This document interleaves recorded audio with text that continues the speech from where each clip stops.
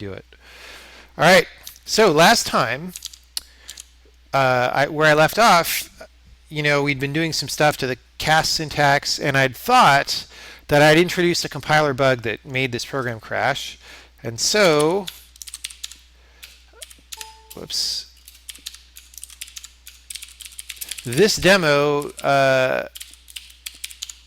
from one of the earlier official demos that I'd shown, this program was crashing, and this morning I looked at it, and as you can see, I fixed it. It's not crashing anymore. And I'll show you what was wrong.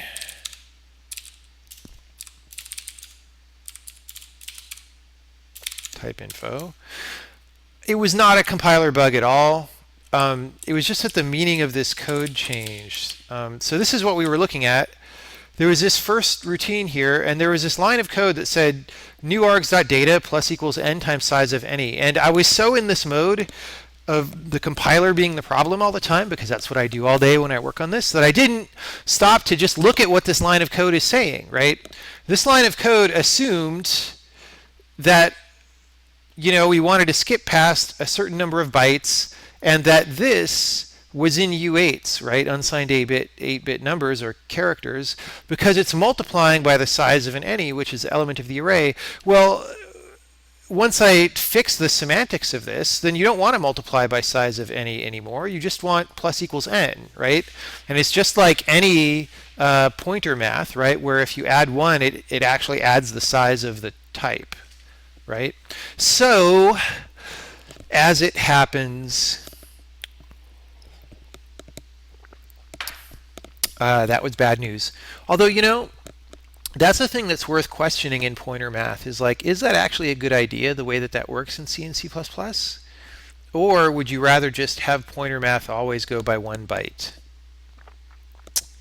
It's an interesting question. Because it does simplify all sorts of expressions if you don't have to consider the size, but it also maybe makes it mentally a little more complicated of what's happening. I don't know. Anyway, for now, I just wanted to show that that was all that was wrong. I could have fixed it in an extra 10 seconds at the end of the stream if I just looked at the code. And everybody on the stream is fired from your position of bug finding helper, because nobody spotted that and told me. Anyway, so today, the other thing that I did this morning is I fixed the, I can get rid of some of these parentheses. Well, first I figured out the Emacs regex for switching the cast syntax, and I applied that to all the files. Someone did one in the chat, and it was not quite right, but it was close enough to give me enough hints to figure it out. So if we look at some of these casts now, right, so now it's sort of like a prefix operation where you put the type in the parens and then the thing, right? So there's all these casts, and some of you saw me tediously apply this transformation. Oh, I don't need this anymore, right? Tediously apply this transformation, and well, now it's been applied everywhere. So the next step that I want to do is an automatic cast, and I don't know if we'll have time to finish it tonight because I want to go out and have fun again.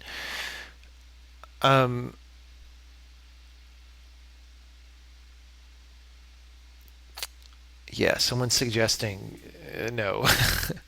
You don't want white space to be significant in a case like this. Someone was suggesting, what if the cast needs to touch the thing it's going to cast, and that's how you handle precedent? It's like, that doesn't really make much sense, and it just introduces more opportunity for errors, I think, unless I misunderstand the suggestion. But so what I want to do now, let me pick an example of a cast. I'll go back to the font code. Let me run it again. So if anyone wasn't on yesterday's stream, I've taken the little Galaga program and added font rendering, so you can see it's pretty good, robust font rendering that's happening on top of all this. It's happening in OpenGL with the fonts have been rasterized into textures and stuff, so you could actually draw these very quickly. You could rotate them. You could like strobe them in different colors, and we're just not doing any of that right now. But it's very easy because they're just textures, and anything you can do with textures, you can now do with these fonts. So that's great. So in the process of doing this, I'd been pulling some code over from C++ and adding some casts because this language is a little more strict about casting, and it's making me think about what would be a nice cast syntax. So now if we go back and look at that font code, we'll look at some convenient casts. So here's one, for example. Like right now, as I've mentioned before, I don't have operators yet for bit shifts and anding and oring like you have in C++ because I wasn't sure that I wanted to burn an operator on those because you usually use those mainly for flags. And if I'm going to do flags a different way, maybe it's not worth spending that high value syntactical real estate on these things, and you want to reserve that for other things, which still may be true. However, having them defined as functions is annoying, at least non-polymorphic functions or non-overloaded functions where they're tediously overloaded for every type. And the reason is that usually, if you're trying to do bitwise operations on something that's less than 64 bits, then you end up with something that you have to cast back, right? So all these bit and bit or and bit shift options or functions right now, if I go to the place where they're defined, they just all look like this. And they return U64, except arithmetic shift returns S64 because you usually are going to do that on signed numbers because that's what arithmetic shifts are for. All these return U64. So you can, once you cast something up to U64, you can use all this stuff on it very conveniently. But then if you're trying to use the result, then you have to do this. Now, what I was saying yesterday is, now that this syntax is done, it would be nice to be able to very conveniently just say, okay, just make this work right now because I'm just sketching out my program. I'm getting it to work. I don't want the compiler to be really strict about numerical casts yet. However, I also want to make it easy to search for these things so that later when I get very serious about making my program shipping production quality, then I can find all these places where casts are happening, right? So first of all, that's why there's an explicit cast keyword at all. In C, that would just be the cast, but that's hard to search for, right? So we do this, and then what I'm saying now is I think it would be convenient to be able to say something like that. And I don't even, if I just want to make it work, I don't even have to think about what the return type of the function is or something. Just saying cast without an argument would be a way of saying, like, look, man, just make it work, and that's all I want. Now, because that's the goal, I want it to be something that's very easy to type, because while you're just getting your program to compile, you might go type it in a bunch of places, right? Really fast, blah, blah, blah. And so one thing that I could do is have the syntax for it just be this, but that's tedious enough that I don't like typing it. It's hard to type. So I don't want to do that. And the problem is, if you don't require those parentheses, if I just do this, then there's ambiguity because, like I said, the expression on the right could have parentheses around it. And, then maybe, like I said, maybe you parse this as an expression and then see if there's another expression after it, and that might resolve the ambiguity, except that worries me because you're just sort of inviting problems. It feels like a bad idea to me. So what I'm going to do is I'm going to implement this right now in a completely syntactically unambiguous way that doesn't require us to think about anything and is easy to type. And then I can question the wisdom of whatever label that I choose for this. And I thought about a couple things. I thought, like, what about making it an operator like minus minus? That's kind of okay. Like, we don't use that for integer decrement, like I said, because it's high value syntactic real estate, and maybe integer decrement isn't that good of a thing to use it on. However, this looks a little too much like this right now, which is a thing that we use to mean uninitialized, and this doesn't really mean anything like uninitialized. I've thought about XX like just as like it's easy to type. It's like on the left hand, like XX, like take care of this. That means you can't use the variable XX, but that's fine as long as we don't do that with a bunch of things. If there's like one thing like that in a language, it's fine. I don't know. I'm not completely decided, so why don't I take a quick poll? Other options, you could do capital cast, which I already have as a keyword. That's harder to type, so I don't totally like it. I like the very quick, just like bam. That's like so easy. And maybe it feels a little amateur though. It's easy and it's elegant, but it also feels amateur if you see that everywhere in your code and you're maybe like, oh, I should go clean this up. So that's my lead. My leading idea right now is XX, but I want to see what people think about it before going with it. So I'm going to go boil some tea water, and people can type into the chat what they think, and I'll be back in a couple minutes while it's boiling.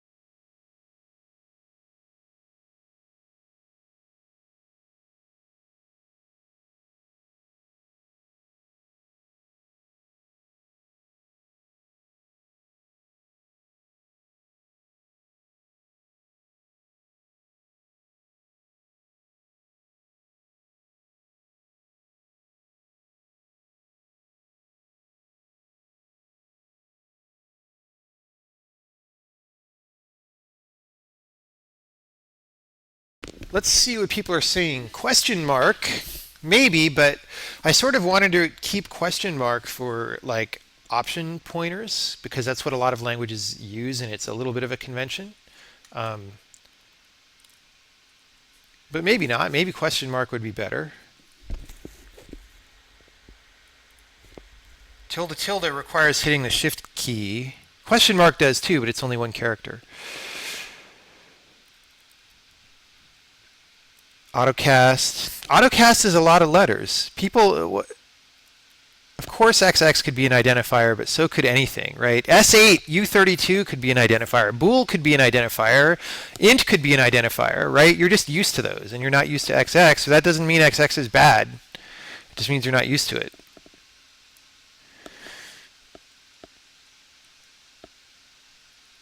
Comma, comma, I thought about, but that might invite errors. Maybe, I don't know. Maybe it's fine. Double comma. Double comma is interesting.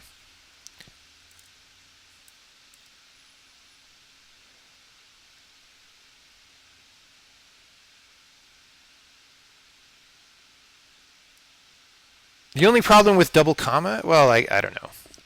It's on the right hand, which if I'm right-handed and I'm mousing around and inserting these places, I have to switch my left hand over to the right side of the keyboard, but maybe that's not that big of a deal. Does tilde do anything? Right now it doesn't. That could be. That's, that requires shift, but it's pretty easy to type. I don't know. Like, maybe tilde should be saved for something more important.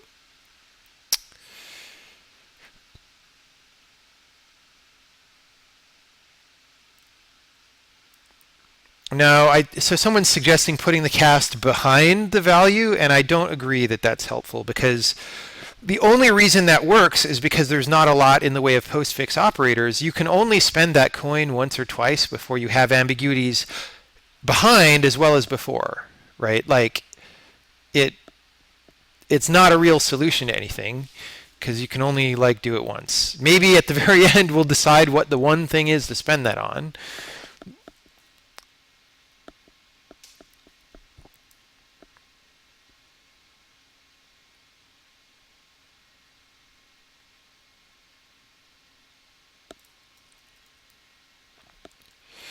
Someone is missing the point and says don't type anything and make the compiler know that the compiler of course knows it needs to be cast, but the whole point is that that's an error because it's a more strongly typed programming language than many are, right? So you want to have to type something, and you want to have a sigil in your source code that says there's a cast here that may not be a good idea. That's the whole point. It may be a good idea, maybe it's fine, but it may not. And you want to be able to audit for things that may or may not be a good idea.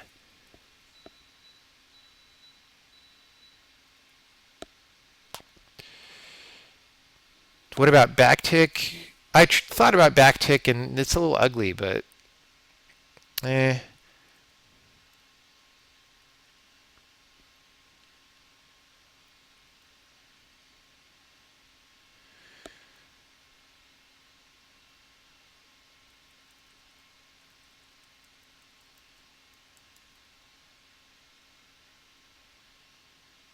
Cast exclamation point.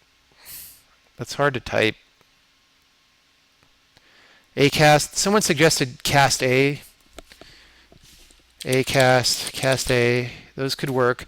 But again, that could be an identifier, right? Like it doesn't solve the could be an identifier problem. It's just longer, so maybe you're less likely to want to use that.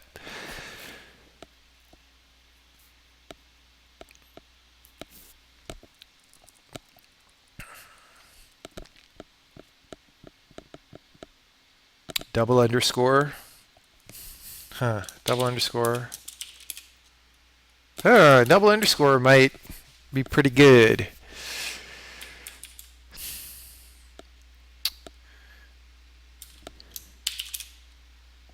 I mean, it makes me think more about wildcards and whatever, but... All right, my tea is boiled. I'll be back in a second.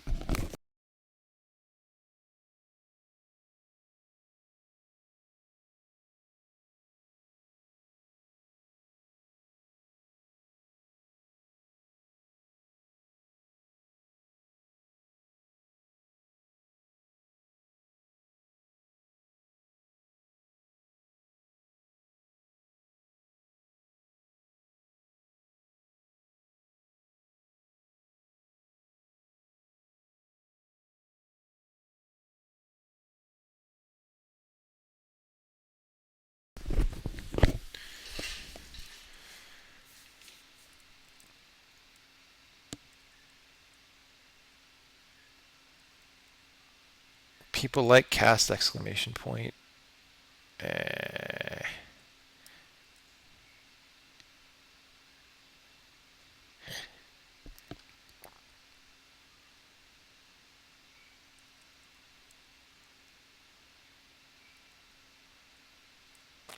I totally explained multiple times yesterday and today why I don't like just cast without supplying a type. I have fully explained that.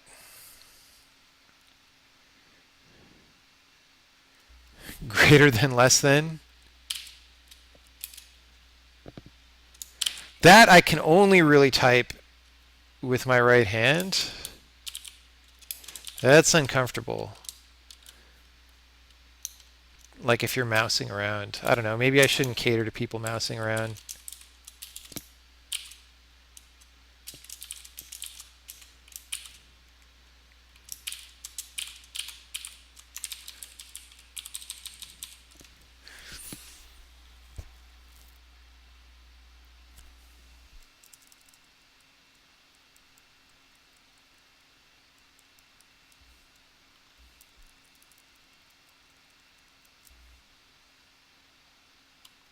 Sometimes you go into the mouse.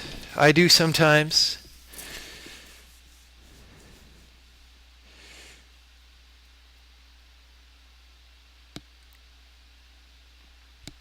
Especially if I go to Visual Studio for editing sometimes, I'll use the mouse.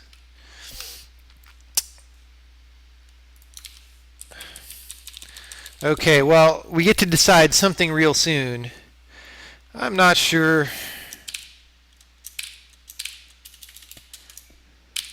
So let's look at the candidates. We could say AutoCast. We could say this weird thing. We could say that weird thing. We had minus minus. XX. I don't like minus minus. I'm going to take that out of the running. We have double underscore.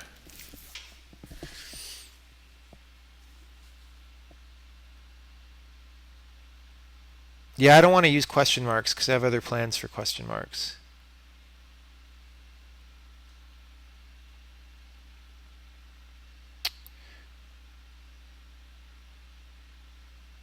Someone is not listening. Tivalamo, please. The whole point is that there's a cast keyword. You have to listen. We're doing something. You have to be able to search for the thing. I guess that means that double underscore is maybe not that good because you could have a double underscore in an identifier and that makes it harder to search for it.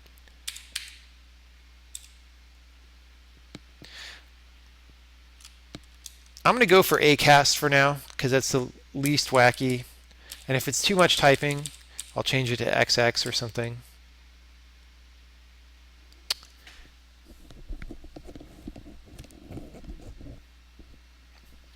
I'm going to do acast. All right, so it's acast for now. Wow, hold on, I'm hungry. Well, I've got cinnamon sugar cookie chips that I will be munching on. Didn't realize I was so hungry, or I would have eaten something before the stream. All right, so first we're going to make a keyword.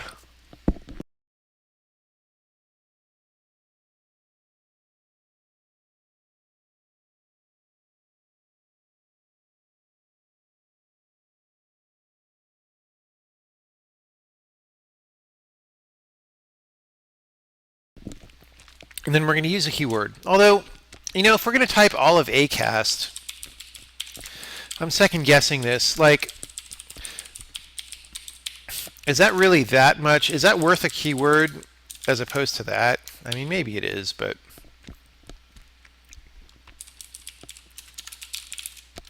you know what? I still like XX better.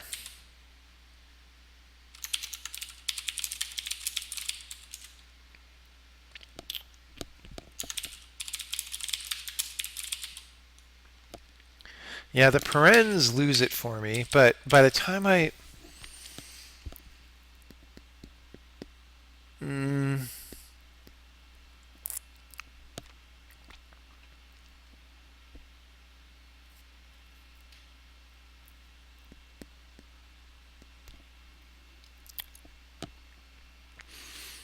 Although I guess if you want to know all casts... okay, I'll go with acast.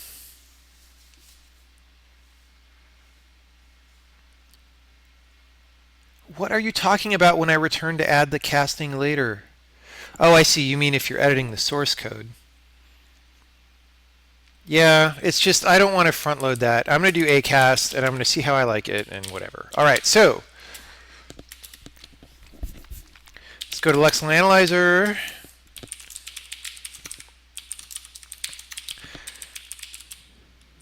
AutoCast is going to be the name of the keyword. And right now we just have this very linear thing that does all these. It's slow, but it's very easy to make it faster, so I haven't bothered. So AutoCast. So now we have a new keyword.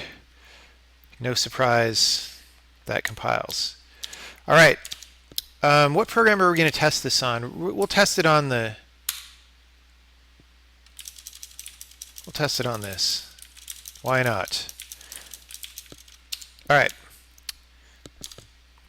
So let us, well, if we're going to test it on there, let's use it. So let's use it here in MySwap 2 and MySwap 4. We're going to say we're returning a cast of these things.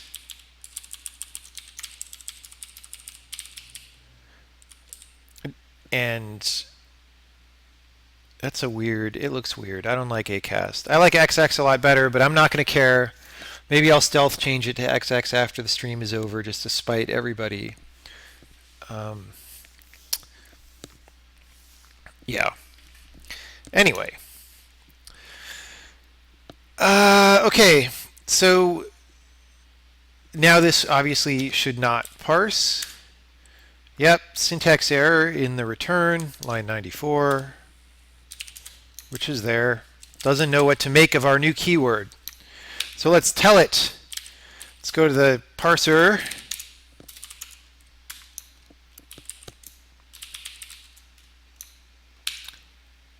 No, we can't make colon the cast syntax.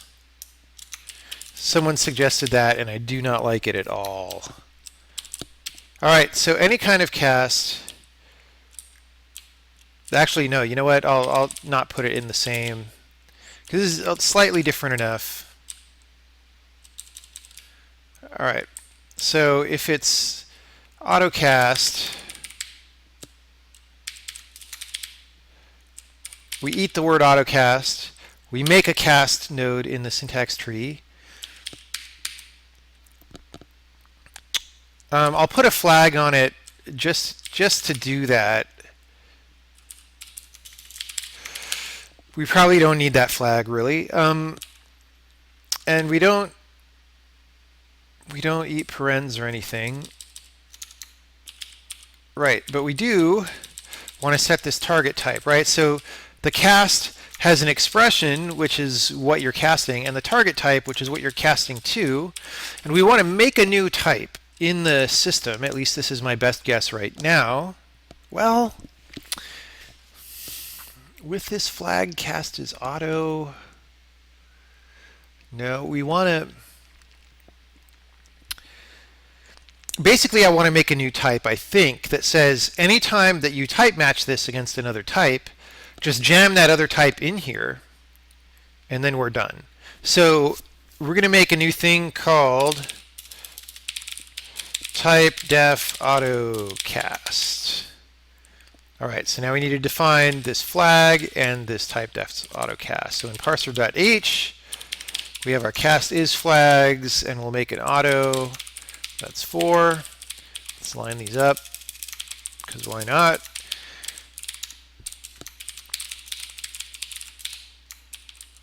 Type def. Okay, so here, for all the primitive types, I have a bunch of definitions of things. And we'll make one. And this one is not intended to ever be used by the user. So after we do all this and make acast work, we're also going to have to put in a little bit of extra infrastructural work to ensure that you don't use acast somewhere to somehow get the type out of it into user level code. So we, if there's ever a bare autocast somewhere, like you assign a variable to acast of something, and the variable, like if you do this, like x colon equals acast 5, like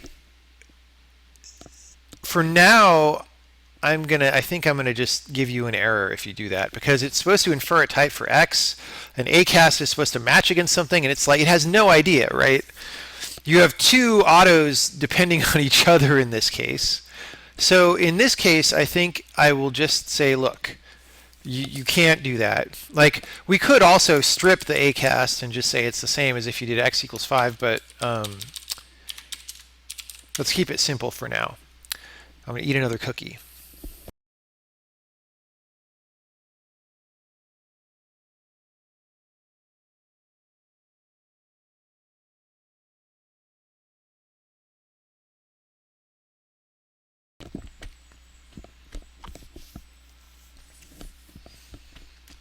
Okay, so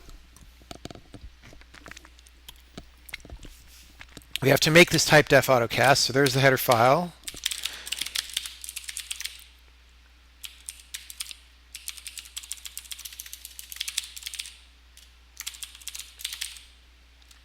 type def autocast is this thing, and all this does is this allocates a unique type definition structure that doesn't really contain anything meaningful, but we can compare against this global pointer to see if something is autocast or not.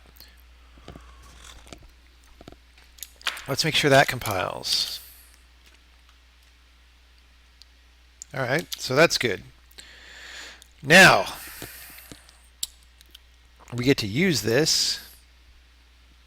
Well, let's see what happens. What happens if we even run this right now? We're going to return an autocast, and that's probably going to fail the type match.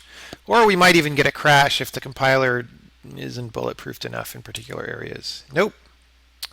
Okay, so line 94, type mismatch, checking type of return value 1, wanted U16 given unknown, right? So line 94 again was this one. So now we no longer have a syntax error. Now it's saying we want a U16 because that's the return value of this function, but we were given something that I don't know how to print out. Why don't I fix that? I'll fix this first. The unknown. Who prints that unknown? It's not that one. I have a few different unknowns. It's this thing that prints the types of stuff, type to string. So we just say if defin is equal to interp type def autocast return copy string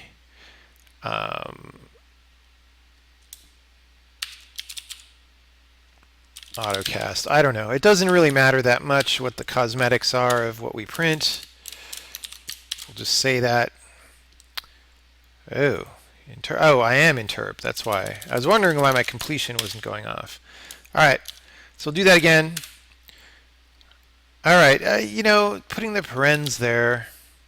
I'll just get rid of the parens.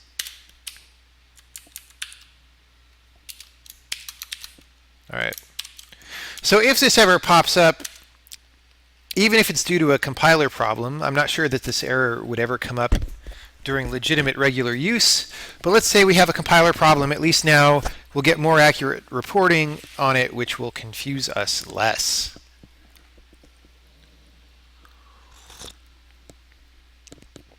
Okay, so now how about, well, let's just do it. So the reason this error happens is because a type checking function gets angry. So let's go into that function. Check that types match. I'll check, okay. And there's several overloads of it, but the first few are just set things up and enter the main one with all these parameters. We talked about this last time a little bit.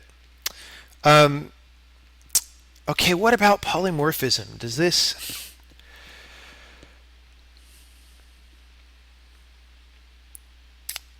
I'm not going to worry about polymorphism yet. I'm going to test it in polymorphic cases later. All right, so if we were given equals type def autocast. Actually, okay. Well, yeah, we're just going to have to deal with this. Like I showed last time, for binary operations, for example, if you're saying plus with a thing on the left and a thing on the right, you don't know which one of those is going to be passed into this function as wanted or given. I mean, you sort of do. The one on the left is wanted, but the user can put those in any order. Maybe eventually I'll make some strategy for universally ordering that stuff. I'm not sure what the strategy would be. In the meantime, though, I just have to handle those cases. So I have to handle the case where the thing on the right is autocast or the thing on the left is autocast. We'll do it one at a time. Right now, we'll do only the thing on the right or the given thing. In this case, we're passing, we're comparing against the return value. So the return value is going to be the wanted parameter, and the argument is going to be the given parameter. So if given is AutoCast, well, first of all, we need to have a switchable we need to have a switchable expression. So if we don't have one, we'll report an error, I guess. I don't know. Report error at the site expression uses acast, but is not malleable. I don't know. I don't know if this is an error that anyone's ever going to see. I'm not sure how to explain. If I see real cases that generate this, then I'll know better how to describe it in English. We return false because we failed type check. Oh, there's this thing silent check. So you might call this function, is it called silent check? Yeah. You might call this function just to see whether a function is the right one to call. For example, if you are doing function overloading and you've got 5 versions of your function with different parameters, and now you're passing an AutoCast argument and you want to know if it works, you don't want to generate an error message for the first function or whatever, right? You want to just report that it didn't match, because that's a compiler generated operation. So for things where the compiler is probing to see if this is valid, you get silent check equals true here. If silent check equals false, then it's really the user doing this and you give an error, right? Okay, so we have a switchable expression, and it had better be AutoCast, I think. So switchable expression,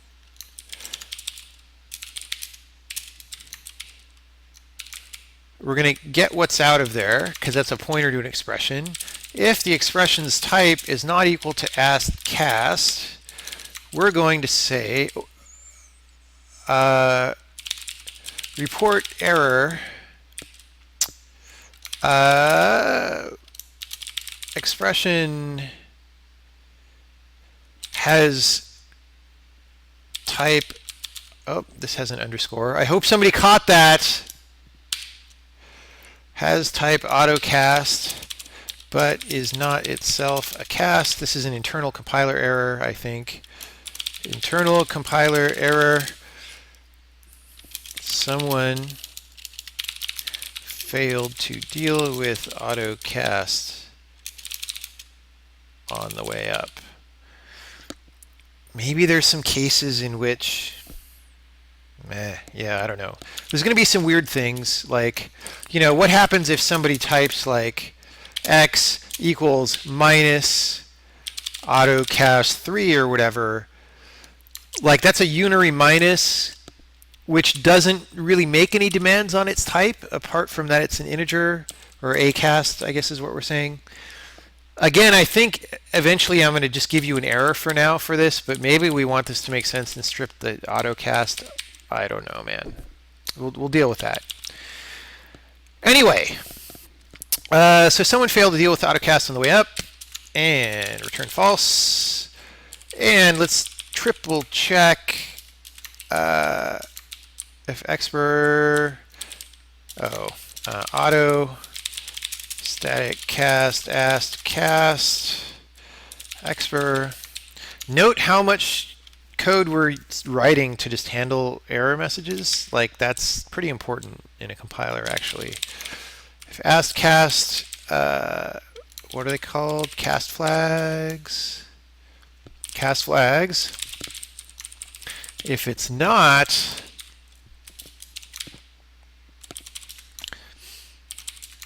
is not equal.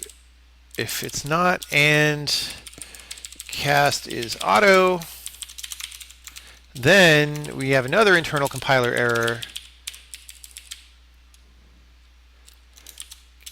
Cast is not flagged as auto, but somehow yielded type of AutoCast. Okay, so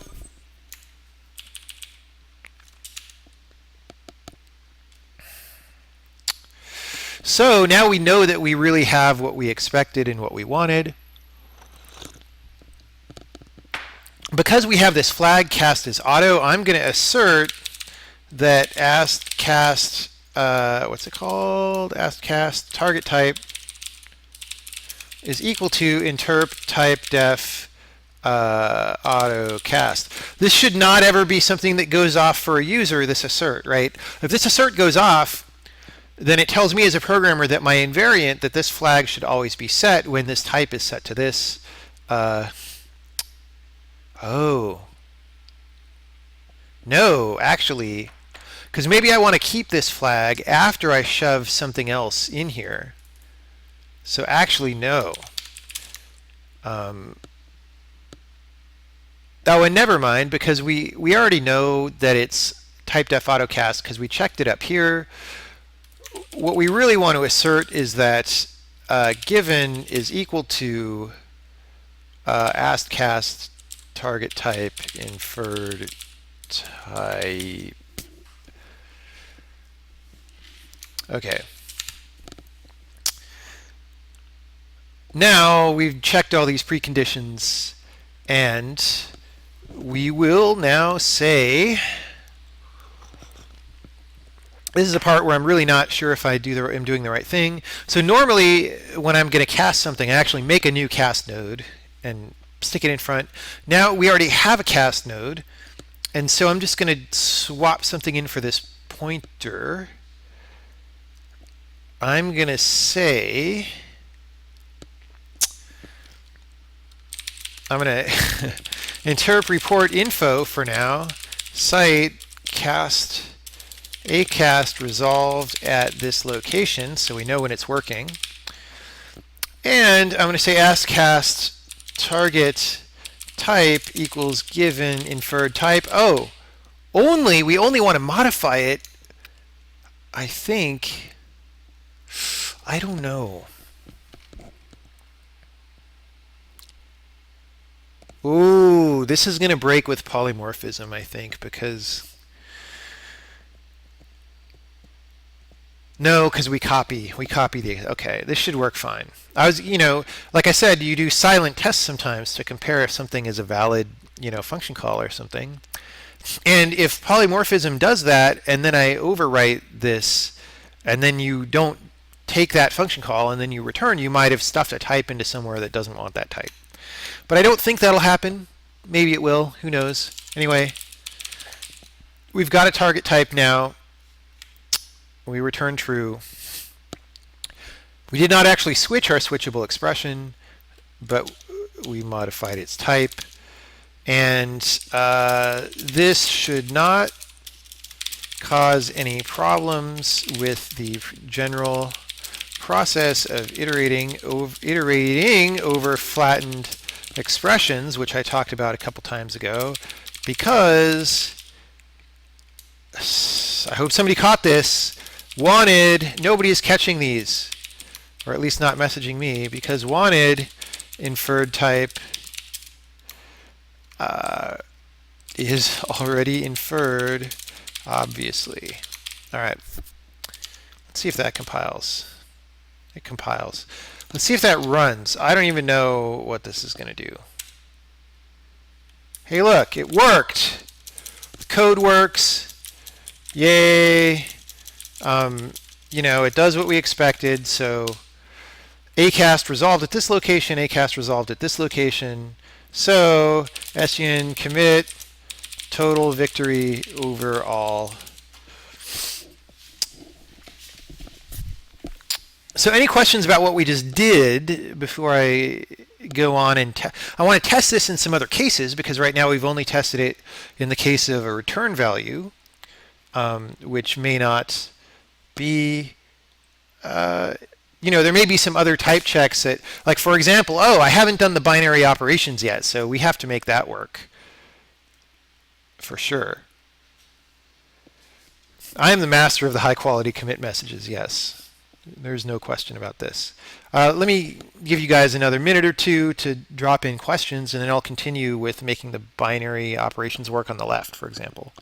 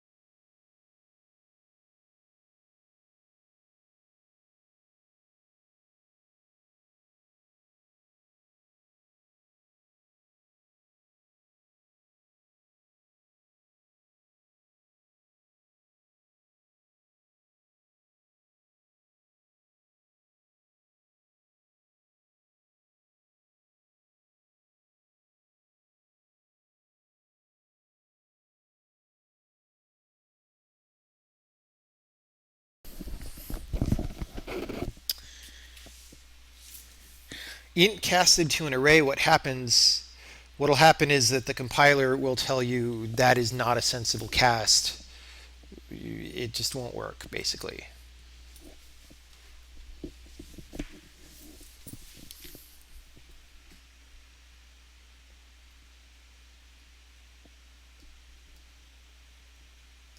No other questions? No other questions, I don't think. Let me check. Let me scroll back.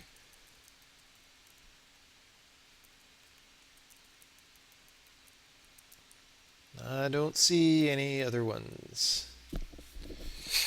Okay, so let's make a test case, actually, for the binary thing. I'm going to go back to the font code, and I'm just going to make a function, and I'm going to say A is a float that equals 5, and B is an int that equals 5, and I'm going to say C is A plus B, right? Printf, C is %f, right?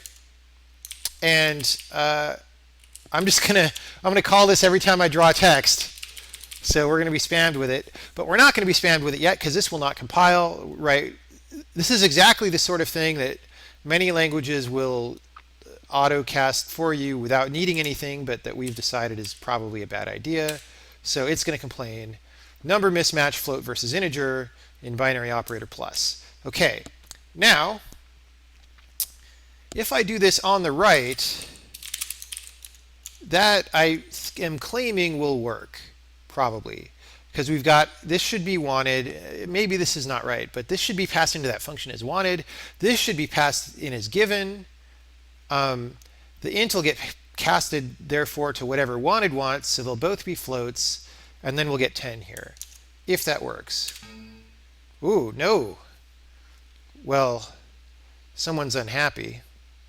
So let's figure that out. Let's figure out why that is unhappy. Unaccounted for type leaf. Oh, right. Okay, so unaccounted for type leaf.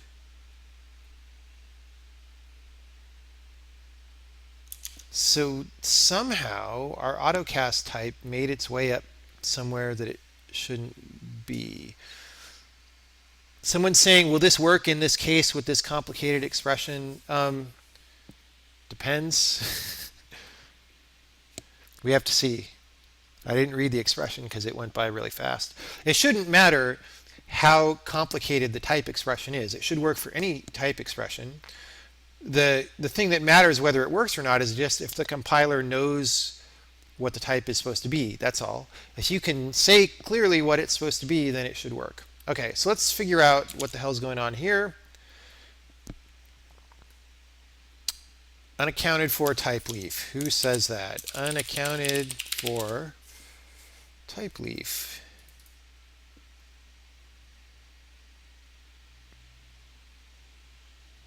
We're trying to find, okay, this is a thing that sizes our data structure. So we're trying to generate code for something with a weird type, and I can almost guarantee that it is the autocast type,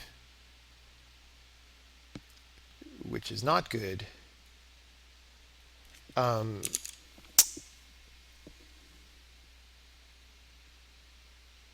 Okay, what could be happening?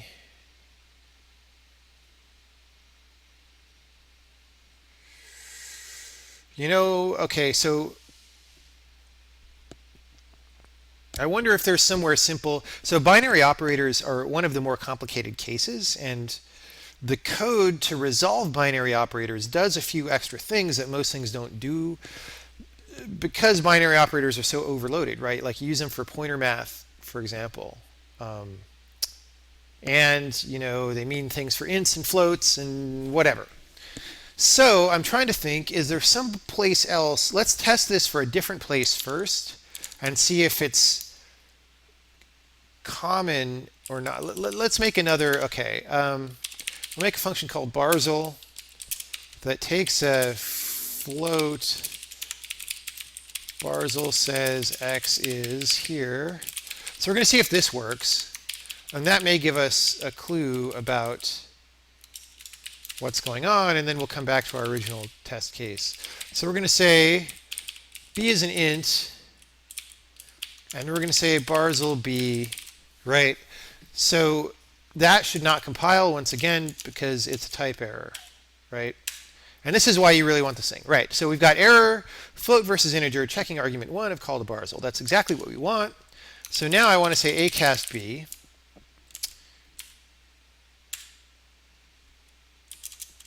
All right, so that works. We're getting spammed, and it works correctly. It's 5. So that's cool. So really, it is probably something just in the binary operator handling, and this may get hairy. So let's take a look. Let's take a look.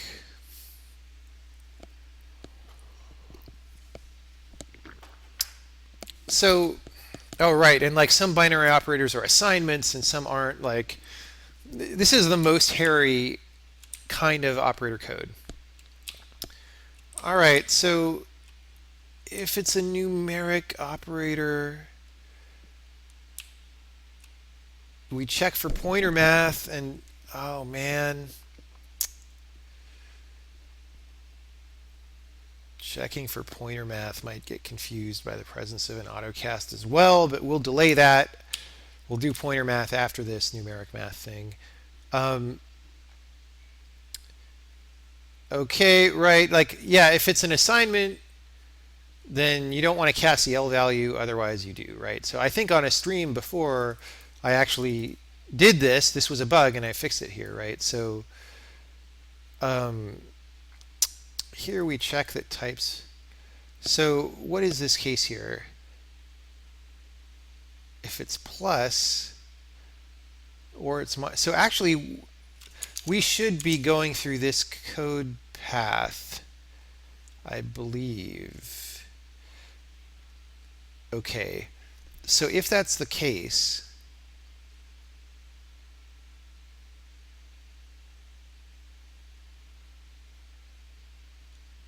I'm going to assume that's the case. We're going to have to, there's slightly different code paths for like Boolean logic operators and stuff. And like I said, we're going to have to handle all that. Let me put a breakpoint down here for, let's print out some more debugging information. What's it called? Acast resolved is where we say. So let's look for acast resolved, and we're going to say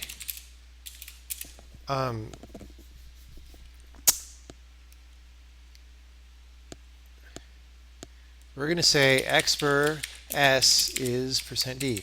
This s thing, those of you who've watched a few of these streams, it's a unique serial number given to each data structure, which I can then use to set breakpoints and stuff. So, whoops, right, okay. So line 1615 is the one we're doing, right? Let's go there. So, C is A plus acast B.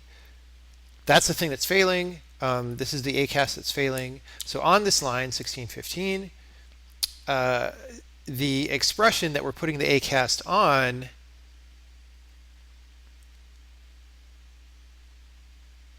or the acast itself, right, is 9833.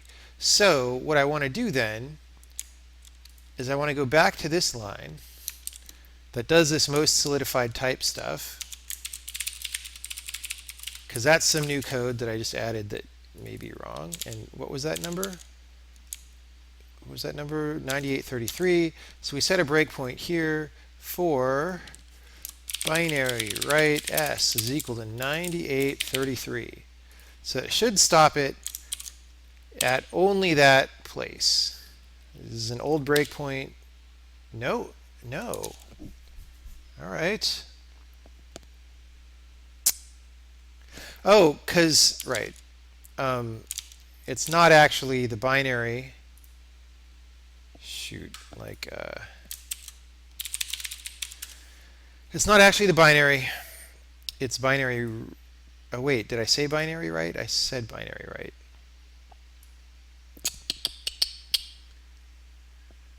Okay. Now, in an older version of Visual Studio, before they kept breaking it, I could have just dragged this breakpoint up, but I have to frickin' remove it and add it. So we're going to put it at the top of this function just to make sure we've got our serial right. Binary right S is 9833. Is that the right number? Yes. Okay, let's try it. Wait, am I even running the right program? No. I hope someone on the stream thought of that. Okay. So now, all right, let me just put this one back.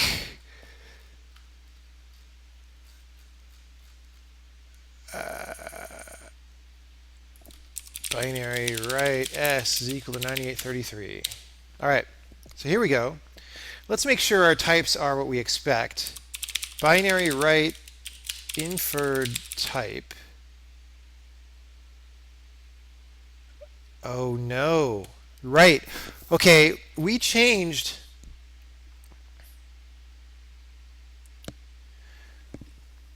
the target type on the cast. but the expression's inferred type had already been set based on the old one, right?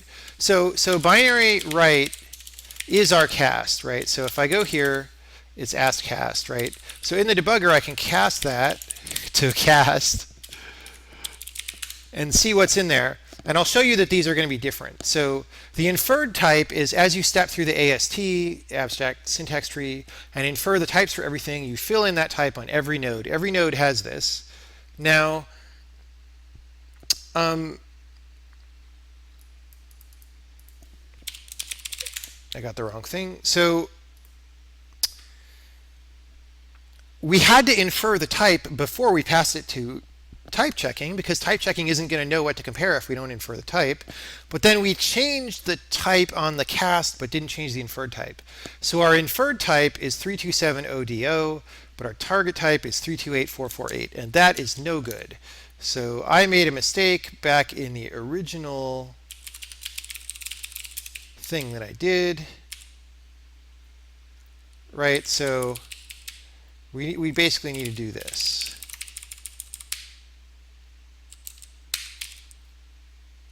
Right, because the type that a cast yields is, you know, the same as the target type of the cast that you're specifying. All right. I'm hungry. Fixing bugs makes me hungry. Yeah, I don't want to keep eating cookies, but that's like all that I have that's substantive here. Okay, so that worked. So we still need to make it work on the left. Any questions about what I did there?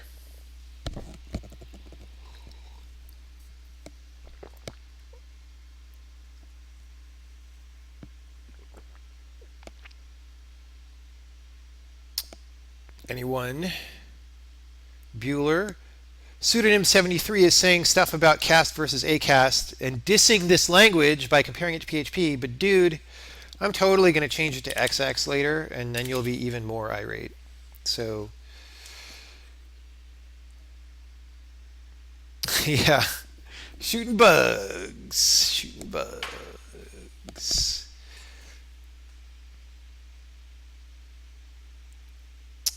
Any other questions?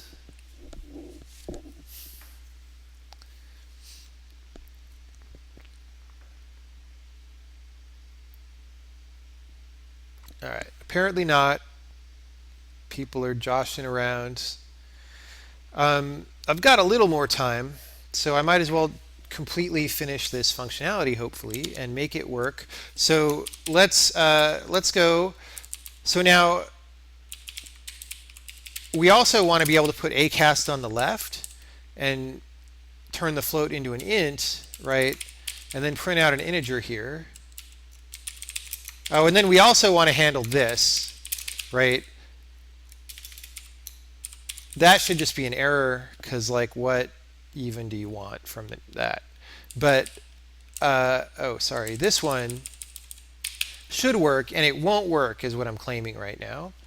Let's see. See what happens, but I don't believe it'll work. Yeah. So type mismatch, left type is autocast and right type is int. It's just a type mismatch because, like I said, check the types match has to handle things symmetrically in many cases. So let's go do that. And we'll do it by swapping the guys. But we'll also check for those other error conditions. Okay.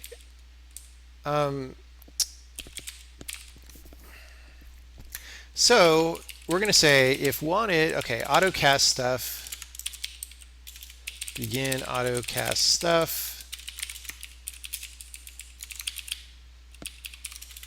end autocast stuff. So if wanted is autocast, then, okay, if given, we'll just check for this right here because this is easy. If given is also autocast, that's an error. Let's do this. Interp report error at the site, attempt to match two autocasts. You seem to enjoy using acast a bit too much. Try to cut down on these terrible habits. There's probably a legit reason that would happen, but whatever. Okay. So, all right. That's no good if that case happens. So now we know we have autocast on the left and a regular type on the right. The autocast is only good if we have a switchable expression for wanted.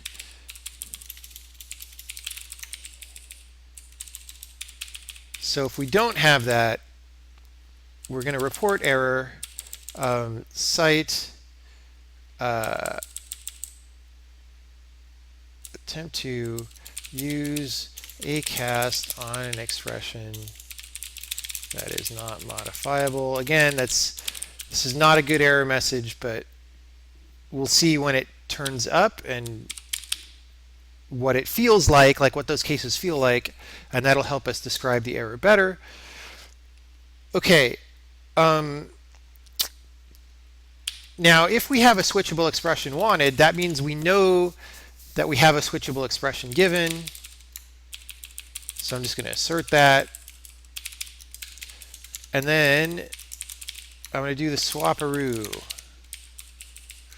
Swap these so that the below code will handle everything. All right. Actually, is this redundant? This is redundant because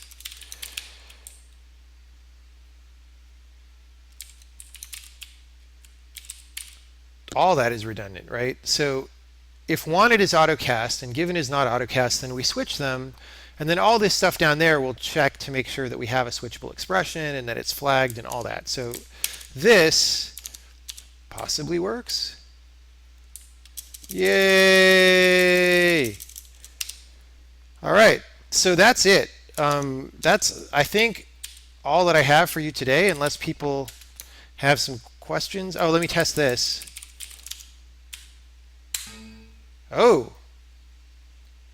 that did not work. I was exulting a little too soon.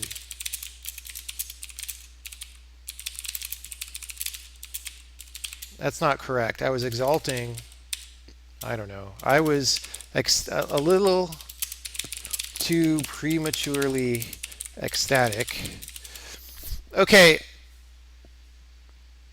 Once again, we ended up in a situation where this got passed up somehow, and it shouldn't have. So let's fix that. I'm glad that I tested that.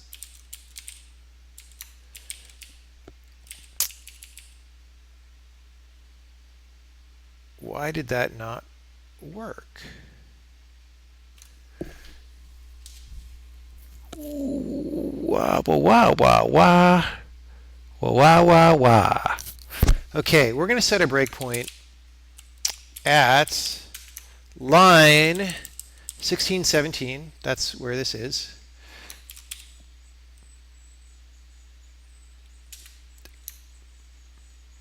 And we're just going to put it right in there. So, well, let me take out this breakpoint.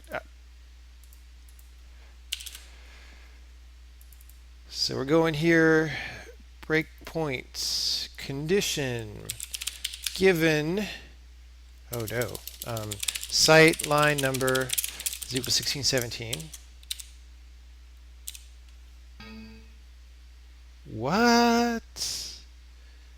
Okay, wait, we have one on 1615.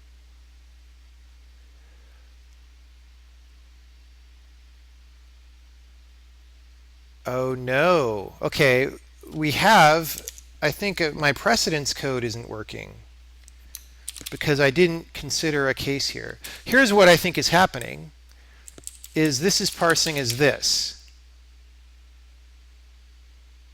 right? So then we're getting this condition that I haven't checked for yet that I talked about, where we're A-casting something. So we have two problems.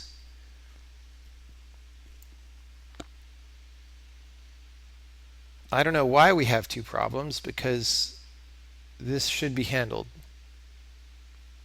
But we do. Let me just verify. So this should give us the same error message, right? Yes, that gives us the same error message. I needed to eat another cookie to give myself sugar power.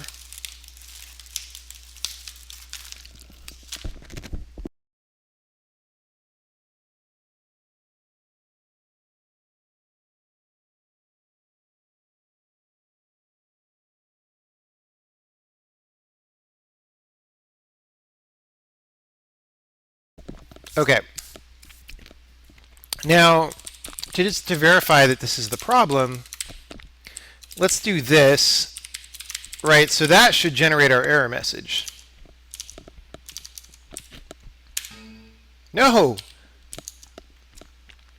What? We have so many problems.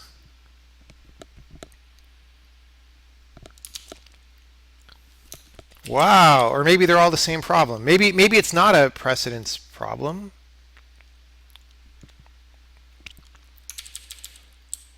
What is going on? Okay, here's what's confusing me, is I'm not seeing more A-cast resolved at this locations. That is weird, if I may say so. Let's get rid of the other ones. The 94, the line 94 and 114. All right.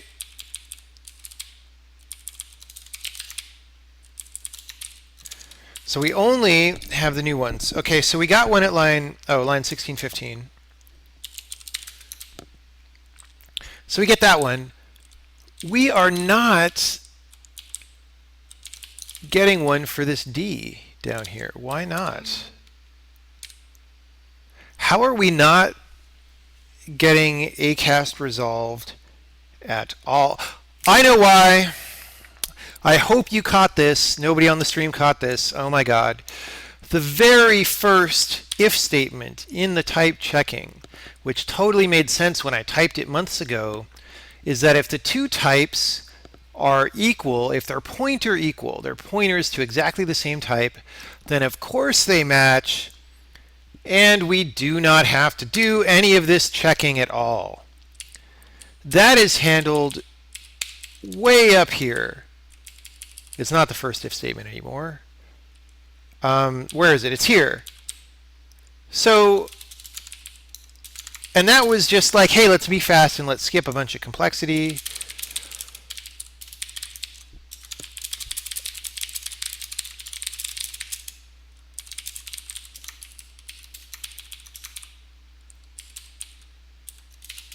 Okay. Now I claim that this will work. Yep. Error, attempt to match to AutoCast. You seem to enjoy using Acast a bit too much. Our site is not very useful in that case. Why not? When we generate a cast, are we not setting in the parser? Wait, what? Attempt to... Let's see what the site is. We want that error message to be good. Okay, site is a type definition.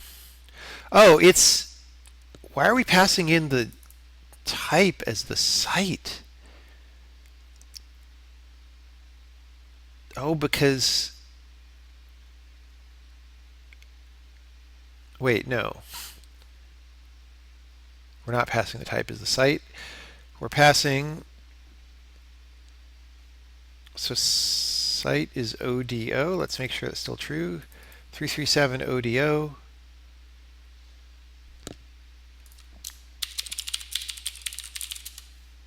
ODO. I've forgotten now what I'm even doing.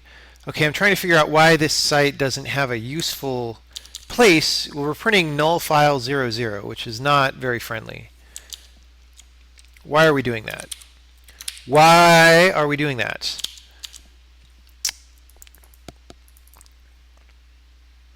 Okay, okay, we're checking on a declaration.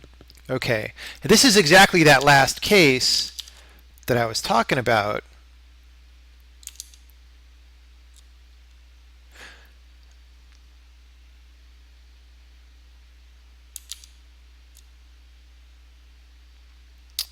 That we need to fill in anyway. But we need to do something different here.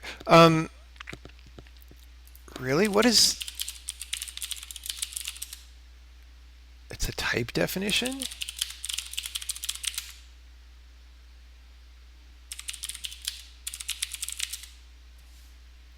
Whoa. Oh God, this is hilarious. This is hilarious. Okay, what is happening is that, remember at the very beginning when I went back to here and I made this type definition globally, right? That type definition gets registered in the system as a declaration. We like make one for it just because, you know, most of these actually have identifiers that you want to look up, and AutoCast you can't, but it actually gets bound into the environment. And so we're actually type checking and failing on the global declaration for this thing, which is really, how do we...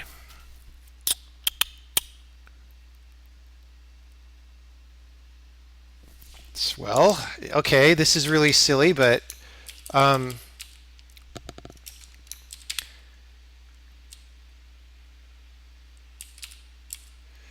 wow. If we are checking the global declaration for AutoCast, this is totally okay, actually. But if it's anything else, it is totally not okay. So if site, this is a little iffy using site, but I'm going to do it. Terp type def auto. No, in site,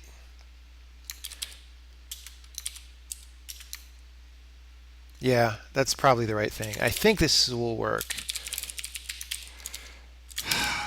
That one makes me a little uneasy, but okay, good. Sometimes you do things that make you a little uneasy, and then you'll come back later and fix them. Okay, I'm going to put a note there. Is this really the best way to do this? Someone could change their mind on what is a good idea to pass as site because it is usually considered a purely cosmetic thing, not a functional thing, but we have just tied critical functionality to it. That is when you write a comment, is when you do something that's iffy and you explain well why it's iffy. Yeah. All right. So that's fine then. So that test case is now passed. Let's make sure our old thing that's supposed to work still works. Right, so that's on the left. And that does still work. Oh, but we're getting 0. Why are we getting 0 now? Have we broken it? Oh my god. Oh no, because it's an integer, and I uncommented the wrong one of these. All right, it's 10. Good. Now, in theory, if I don't have a precedence bug, this should also give the same error, the thing that led us down this trail. Yes. Okay, so now there's one more thing that we have to take care of, which is this. Like I said, we're saying D is going to be assigned and have its type inferred from something, I don't know, acast C, right? So we're saying autocast to what? I don't know. And again, maybe later, if we find out that acasts get generated too much by macros or code generation, and we want them to auto strip, then we will. But for now, I am going to consider this an error. Let's see what happens naturally. Yeah, the compiler really doesn't like that for the same reasons, like the acast has percolated up. So, okay, so first, let's make a more specific internal compiler error for this case, and then we'll handle the case in a user-friendly way. So in bytecode builder, we do unaccounted for type leaf.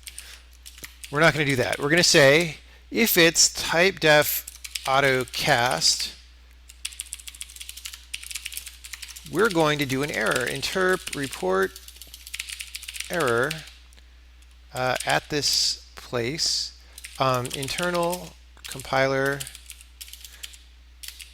I've taken to writing internal compiler instead of just internal because a user might not, like internal error isn't necessarily communicating that it's really about the compiler. Internal compiler error, somehow acast made its way into a type such that the bytecode builder is trying to size it. No good. All right, so we should at least get that error now. All right, that's fine. Although we're not getting a good cite for it because, of course, the type defin. Oh, okay. We'll worry about making that. Oh no, we got to handle this now. Got to handle this now. Okay, we can't do this here because we're not getting enough context to report you. Normally, we do give you enough context because normally the type definition for something is generated where that thing is. But here we're saying this thing is a global type. And that's not good. Oh, but you know what? It's fine because this one is just for us. And if the developer wants to come solve the internal compiler error, they can make a breakpoint here. This is not so bad. We shouldn't ever see this error.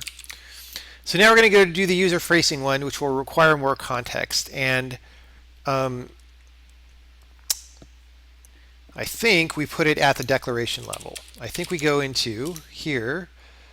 And there's a place where we infer types for a declaration. It's here. Every declaration goes through here. And we do all this stuff. And it's pretty complicated because there's a lot of cases of things that can happen in the language. But by the time we get down here, we've fully inferred a type for something normal in this language. So now we're going to say if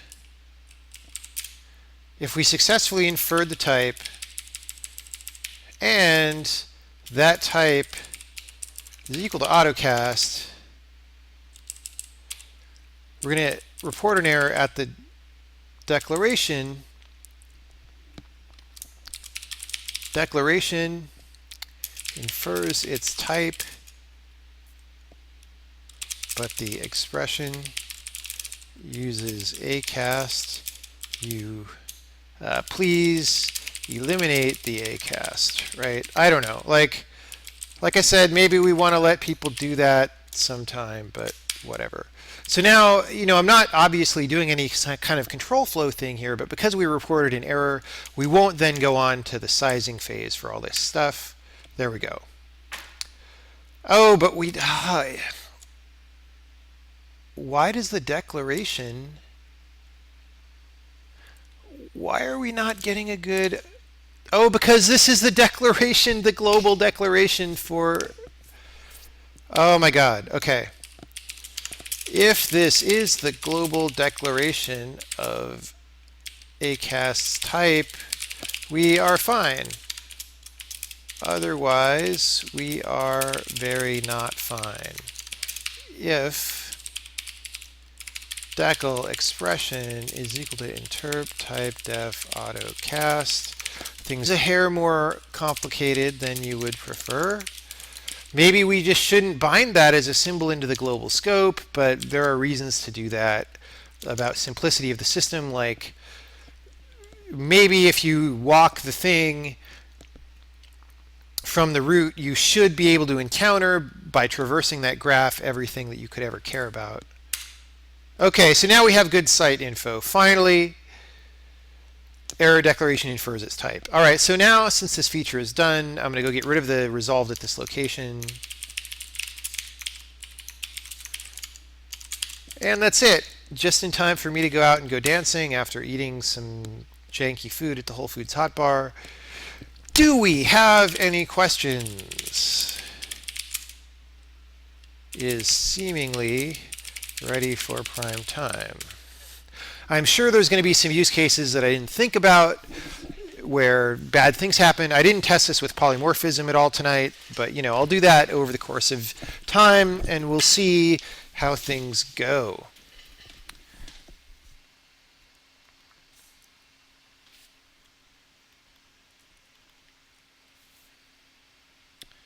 It's not just about thinking too hard about concrete syntax, though. It's about what I have learned to value as a programmer, like what really matters, as opposed to like what matters if you're a language purist. Like I've made quite a number of toy languages that just do this or that are based on a philosophy or other. Like it was sort of my hobby in college to do that. I've probably made a total of about 10 toy languages or more. Or, languages that I intended to be serious but never really got past the toy level, etc. And back when I did those things, I was motivated by very different things. And the difference now is that I understand what I want to achieve. And what I want to achieve is concrete solutions to problems that I have every day. And having the cast syntax be something like, like what was being suggested was, instead of doing this, oh, I should make this program not spam everybody.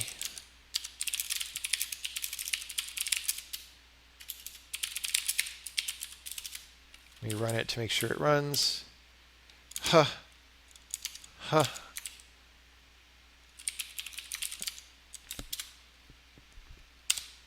right. So, sorry about that cough right into the mic. So, part of the problem is, look, if you're saying that there's some syntax that's like, you put the colon to cast something, then you're saying like A colon A cast plus B or something like, that's not necessarily more readable, and inserting more colons is not necessarily good because colon means declaration, but I'm not declaring something. Like, I don't know. I mean, it just doesn't This doesn't do anything good, is what I'm saying. You can nitpick about reasons why it's bad, or you can nitpick about reasons why it's good, but it doesn't accomplish anything really meaningful, and so I really don't care, right? So, what I care about is for this being easy to type, right? It's actually easy to type and easy to search for. It's easier to type without the colon, but also, I could almost guarantee that if you did this, that would cause some syntactic ambiguity somewhere as well. Anyway, it's not very productive to get too deep into syntax discussions, but I see very clearly the difference between the way most people who design languages are motivated and the way I am motivated now. It's a very different feeling. And my results have been a lot better now that I'm motivated in what I consider to be a more fruitful way. So, yeah.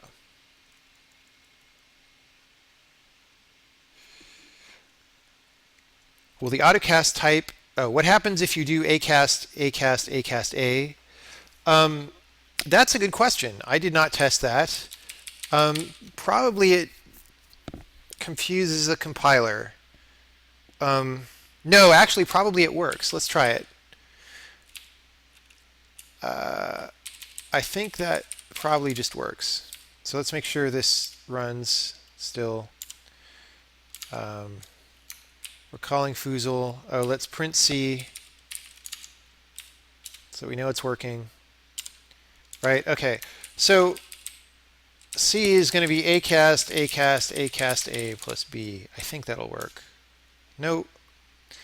All right. I'm not going to fix that right now, but I'm going to put it on the to-do list of things to fix.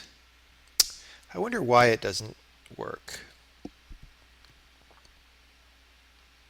Oh, well, I sort of know, but I don't totally know. So let me go. I'll do that tomorrow morning. Make acast, acast, acast work. All right.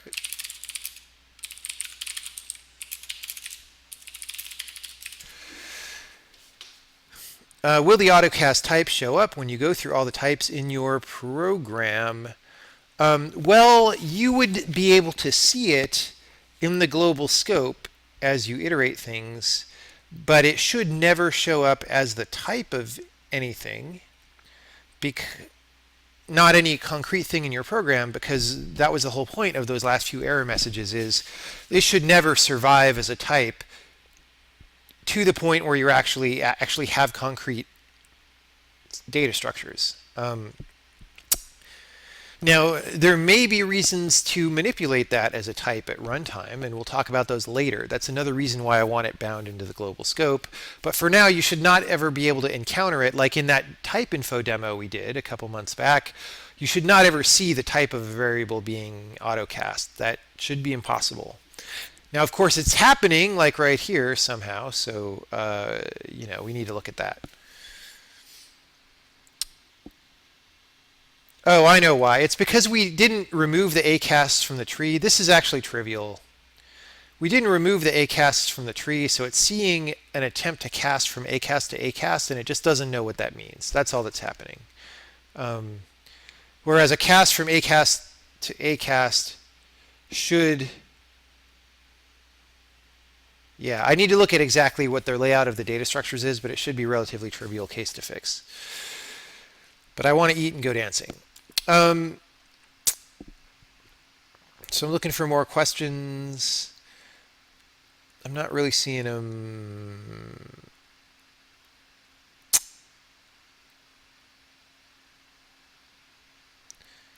Could I reuse the note syntax I showed some time ago to tell the compiler to autocast stuff for a certain variable? You could, but why would you do that? Because a note is a completely different thing. The point of a note is that it's for you, right? It's not a program operation, right? It's data. So why would you use data syntax for something else if you didn't have to, unless you were running out of operators or something and you really needed that? If anything, you might make it a compiler directive using a hash mark, but I don't know that that's necessarily helpful either. Someone saying macros question mark. I don't know what that means, but maybe he's asking if there are going to be macros. There probably will be. They do not exist in the language right now. And I'm just mulling over in my head the best way to do them. And I have some features to do that are more important than macros. Of course, as I demoed early on, you can actually write your own preprocessor. So you can build a macro system if you want in this language already. But, there probably should be a native system, and there isn't one yet.